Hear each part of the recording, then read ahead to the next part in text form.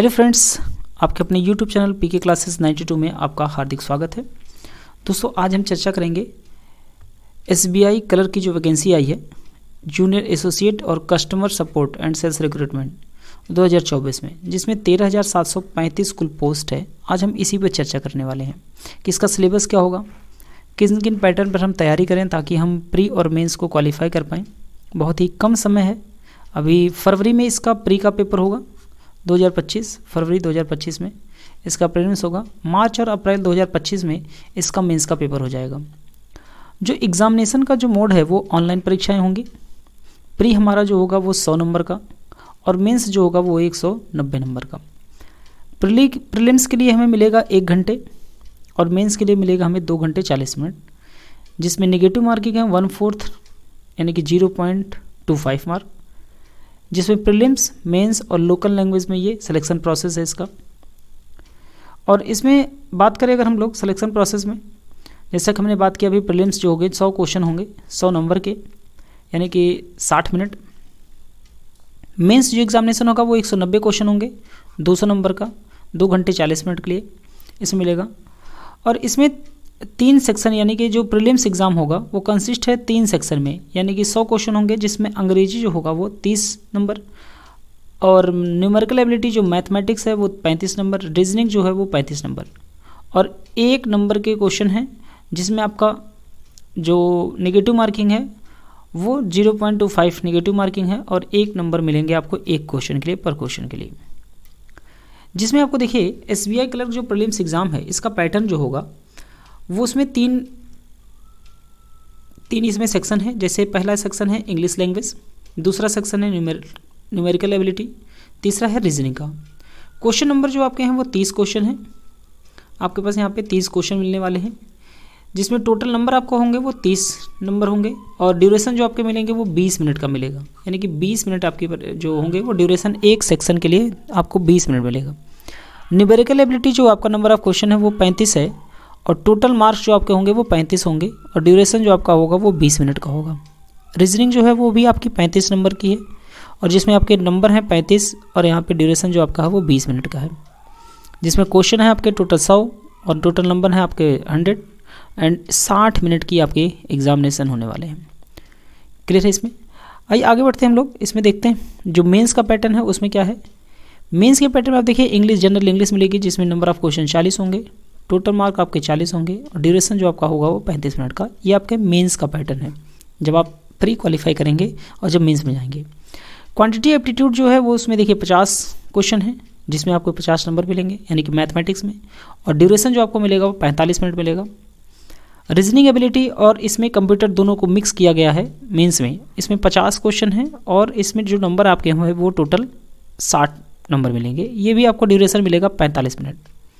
जिसमें जनरल और financial awareness, general awareness एक तो हो जाएगा और फाइनेंशियल अवेयरनेस होगा, जिसमें आपके नंबर ऑफ क्वेश्चन होंगे वो 50 और टोटल नंबर आप जो होंगे वो होंगे 50 के और इसमें मिलेगा आपको ड्यूरेशन 35 मिनट, जिसमें टोटल नंबर ऑफ क्वेश्चन हो जाते हैं 190 और टोटल मार्क जो आपको होंगे वो 200, जिसमें 2 घंटे 40 मिनट का पेपर होगा आपका।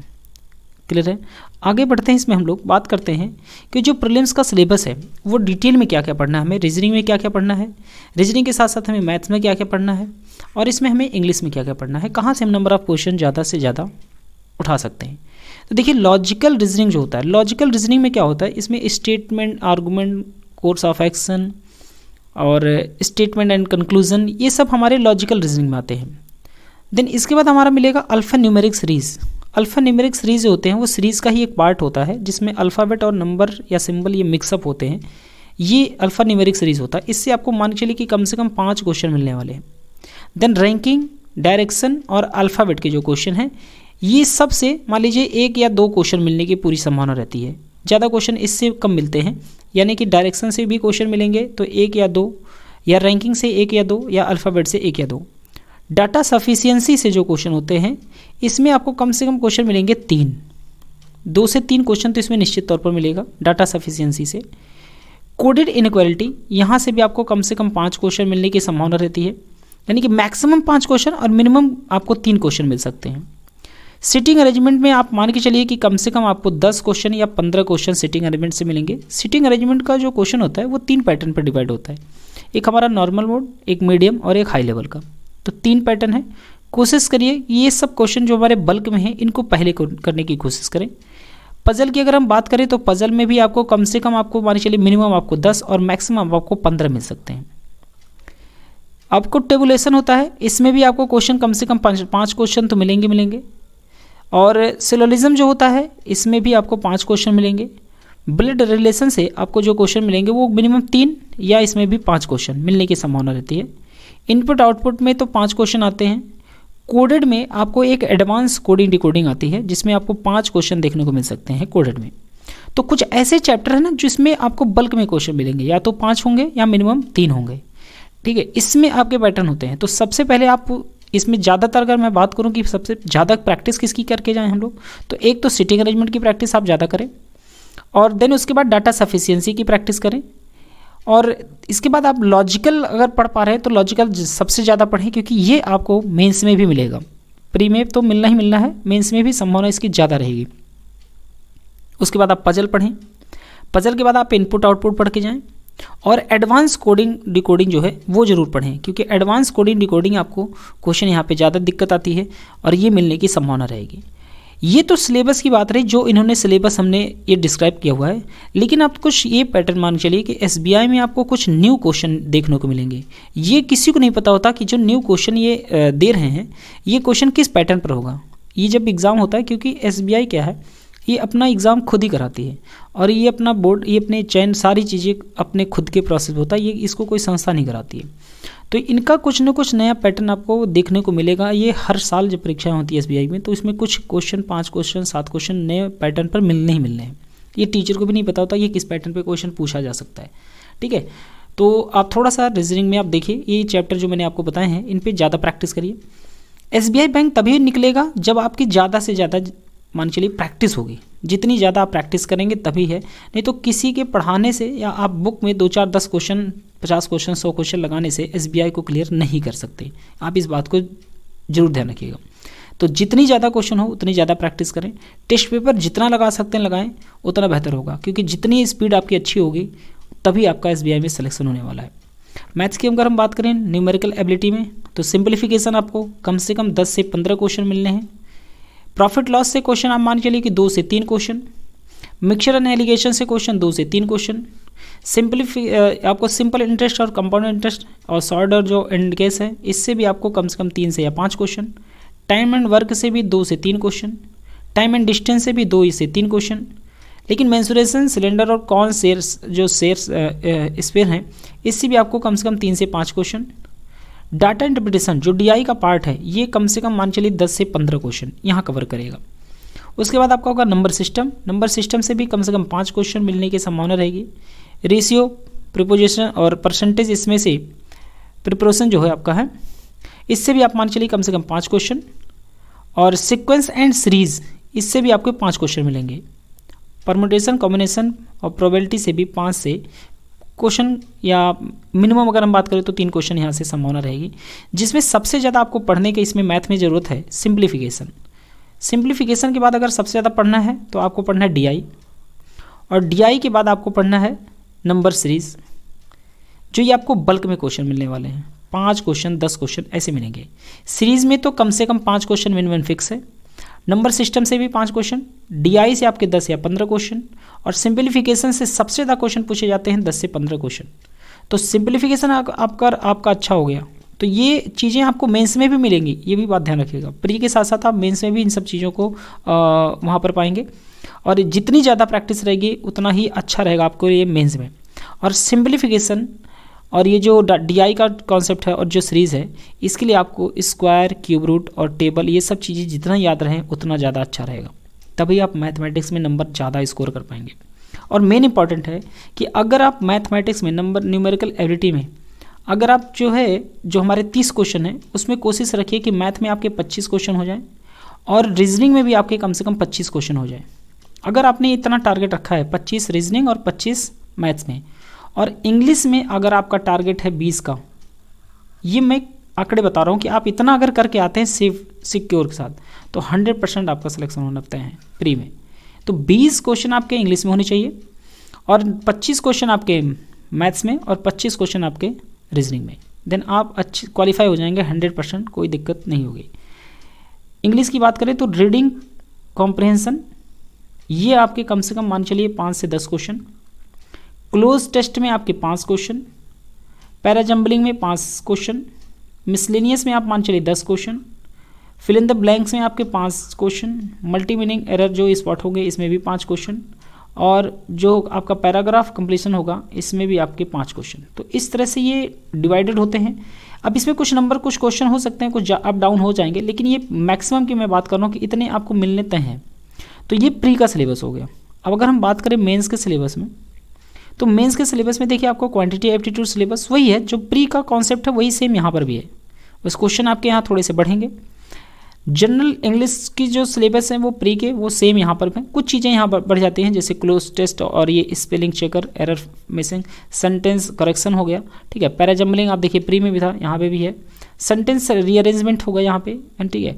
Reading comprehension including synonyms and antonyms, ये चीज़ें मिलेंगी आपको। तो जो आधे मतलब ये मान चलिए कि 80% आपने प्री में जो पढ़ा है वो आपको मेंस में मिलेगा। 20% कुछ चीज़ें एक्स्ट्रा मिलेंगी, वो चीज़ें हम कवर करेंगे। बात करें यहाँ पे जनरल और फाइनेंशियल अवेयरनेस की, तो इसमें करंट अफेयर जो पूछा जाता है, अच्छा करंट अफेयर जो होगा आपका वो इकोनॉमिक सेक्शन से और इंटरनेशनल और नेशनल न्यूज़ ये रहेंगी। न्यूज़ और ऑन द बैंकिंग इंडस्ट्रीज, जो बैंक से रिलेटेड न्यूज़ होंगी वो वहाँ से पूछे जाएंगे। अवार्ड होगा और ऑनर्स होगा, 1-2 क्वेश्चन, बुक और ऑथर से भी क्वेश्चन मिलेंगे। लेटेस्ट अपॉइंटमेंट्स जो होंगे वहाँ से मिलेंगे। एप्टीट्यूडीज होगा, news scheme central and the state government, यहाँ पे स्पोर्ट्स से क्वेश्चन थोड़े ज़्यादा मिलेंगे। एंड बैंकिंग फाइनेंशियल टर्म से होंगे। स्टैटिक अवेयरनेस होगा, बैंकिंग एंड फाइनेंशियल अवेयरनेस होगा। स्टैटिक जीके की बात करें, स्टैटिक जीके में 1 लाइनर होता है, जैसे कंट्री एंड कैपिटल, ये 100% पूछा जाएगा। कंट्री एंड करेंसी ये भी पूछा जाएगा 100%। Headquarter of the financial of the organisation, है ना, इंश्योरेंस कंपनीज, ये सब पूछे जाते हैं, ठीक है ना। तो डांस हो गया, फॉग हो गया, न्यूक्लियर और थर्मल्स हो गए, पावर स्टेशंस वगैरह वगैरह, है ना, ये स्टैटिक जीके के पार्ट होते हैं। स्टैटिक जीके आप जितना ज़्यादा पढ़ेंगे उतना बेनिफिट रहेगा, 1 लाइनर क्वेश्चंस होते हैं। रीजनिंग एंड कंप्यूटर आप देखिए दोनों को इन्होंने इंक्लूड किया हुआ है, एक साथ कर दिया है मेंस में, जिसमें इंटरनेट आपका देखिए यहाँ पर हो जाएगा कंप्यूटर में। बाकी मशीन इनपुट और syllogism, blood relation, direction, inequality, puzzle, coding decoding, ranking, statement and assumption, तो ये लॉजिकल रीजनिंग है वहाँ पर। तो आप देख पा रहे हैं कि प्री में आपने जो पढ़ा है वही चीज़ें आप यहाँ पे मेंस में भी पढ़ेंगे। कंप्यूटर की बात करें, जिसमें आपने पहला देखा है इंटरनेट, यहाँ पे हो जाएगा। बेसिक कंप्यूटर यानी कि hardware software, generation of computers, BDMS, networking, internet, MS office, input output devices हैं और इम्पोर्टेंट ऑब्जर्वेशन है। लेकिन ध्यान रखिएगा MS ऑफिस को बहुत अच्छे से पढ़िएगा, क्योंकि क्वेश्चन MS ऑफिस से ज़्यादा पूछा जाता है कंप्यूटर अवेयरनेस में। और शॉर्ट की, मेमोरीज और इंटरनेट जो आप यहाँ देख रहे हैं MS ऑफिस यहाँ पे दिया हुआ है, इसको सबसे ज़्यादा पढ़ें और डीपली पढ़ें चीज़ों को। और कोशिश करें अगर आप लैपटॉप अगर आपके पास है तो आप उनके फंक्शंस को ध्यान से देखें कि हम किस काम को कर रहे हैं और किस फंक्शन में जाना पड़ रहा है। तो ये ज़्यादातर MS ऑफिस के क्वेश्चन यहाँ पे बनेंगे। थोड़े से अब एडवांस लेवल के क्वेश्चन आने लगे हैं। पुराने पैटर्न पे जो क्वेश्चंस होते थे कंप्यूटर के वो थोड़े से नॉर्मल हुआ करते थे, बट अब थोड़ा सा चीज़ों परिवर्तन हो गई हैं समय के साथ में, तो ये थोड़ा सा डिफरेंट आपको मिलेगा। तो इस पर विशेष ध्यान रखिएगा। प्री का अगर आपने तैयार किया है तो कोशिश रहे कि स्टैटिक जीके के पॉइंट्स आप जो यहाँ पर है सिलेबस में दिया हुआ है, सिलेबस के अकॉर्डिंग जो पॉइंट यहाँ पे लिखे हुए हैं इनको आप सबसे पहले टारगेटेड करके पढ़ें पहले। यानी कि आपको बहुत ज़्यादा फालतू चीज़ें नहीं पढ़नी है कि आप पढ़े जा रहे हैं, नहीं, आप सिलेबस के अकॉर्डिंग जो मैंने यहाँ पे सिलेबस आपको दिया है, जैसे कंट्री एंड कैपिटल, ये पढ़ें आप, इसको 100% देखें पहले। कंट्री एंड करेंसी ये जरूर देखें, यानी कि स्टैटिक जीके के पार्ट को ही पढ़ें, और इसमें आप जितना पढ़ेंगे वहीं से ही क्वेश्चन पुटअप किया जाता है। ये बैंकिंग का सबसे फेवरेट चीज़ होती है कि जो इन्होंने सिलेबस में दिया है वही सिलेबस में ही पूछेंगे, आउट ऑफ सिलेबस हो ही नहीं सकता। क्वेश्चंस अप डाउन होंगे, क्वेश्चन लो होंगे, हाई हो सकते हैं, बट सिलेबस के आउटसाइड नहीं जाते ये। इन्होंने जो अपने सिलेबस पे दिया है, जो इनका पैटर्न है वो उसी पैटर्न पर ही क्वेश्चन पूछे जाते हैं। ये नहीं है कि आपके पैटर्न कुछ और हैं और पूछा कुछ और जा रहा है। तो ये कभी नहीं होगा बैंकिंग में, इस बात को विशेष ध्यान रखिएगा। तो बैंक का सिलेक्शन लेने का कॉन्सेप्ट ये है कि अगर आप जितना से ज़्यादा प्रैक्टिस करेंगे और तभी आप बैंक के क्वालिफाई एग्ज़ाम कर पाएंगे, अदरवाइज नहीं कर सकते। तो अगर वीडियो आपको अच्छी लगी हो तो वीडियो को लाइक करें, शेयर करें और चैनल को सब्सक्राइब जरूर करें। बाकी मैं कोशिश करूँगा कि आपको बैंकिंग इंडस्ट्री से रिलेटेड जो भी रीजनिंग में प्रॉब्लम होगी वो हम सॉल्व करेंगे क्वेश्चन प्रैक्टिस के लिए, और कोशिश रहेगी कि स्टैटिक जीके और भी जो सब्जेक्ट है मैथ्स है उनमें हम लोग थोड़ा सा मैं आपको सपोर्ट जरूर करूँगा। तो मिलते हैं इसी के साथ नेक्स्ट वीडियो में। Thank you very much.